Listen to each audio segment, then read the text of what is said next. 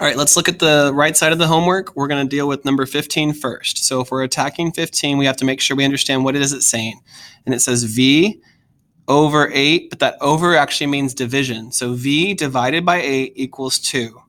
And in order we want to get V by itself completely, it's a division of 8. What is the opposite of a division of 8? Because we're always thinking opposite operations. Opposite operations constantly, okay?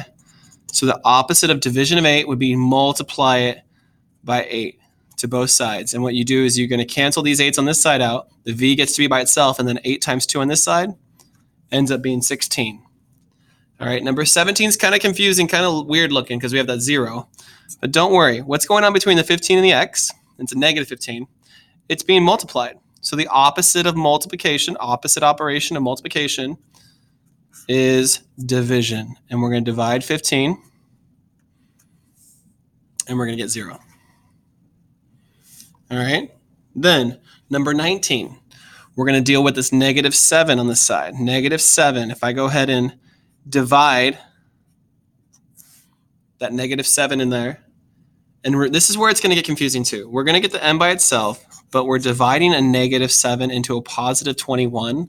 Whenever you divide a negative by a positive, it's negative. And we used to do, back in the day, I used to have like this thing called Pizza Steve, and it only worked with multiplication and division.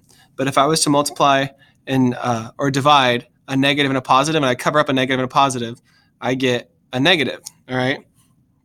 Same idea. If I multiply a negative and a positive, I get a negative. So this is going to be a negative 3. You can always use your calculators if your negative skills are kind of confusing. If we do the next one, we're going to divide 14 into 126. And I actually think about this one. There's divided. Oh, that's not a negative. Why did I put a negative there? That's a positive. But our answer will be negative. And I know you would use a calculator on this, but I know 14 times 10 is 140. Because anything times 10, you're just going to add to that 14. But then let's just take away a 14 from this, and that would be 126. So 14 times 9 is that 126 number, and it's going to be negative. All right. Let's keep going. I want to get x alone. Remember how to do this, okay? Don't get mixed up. You want to get your x isolated.